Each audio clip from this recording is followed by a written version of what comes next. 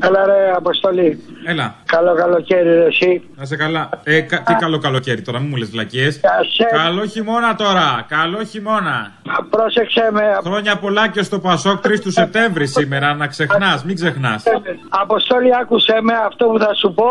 Λέγομαι Παλαμουτσής Βασίλης, γράφτο. Από το Μάιο του 2009 είμαι άνεργος. Η γυναίκα μου εχθές απολύθηκε από τα γκούτις της Λεωφόρου Αλεξάνδρας, γιατί από 800 ευρώ την κατεβάσαν 450 και άμα ήθελε να μείνει με τετράωρο 250, ειλικρινά σου λέω ένα πράγμα, θα ζωστώ δυναμίτη και θα μπω μέσα στο κοινοβούλιο.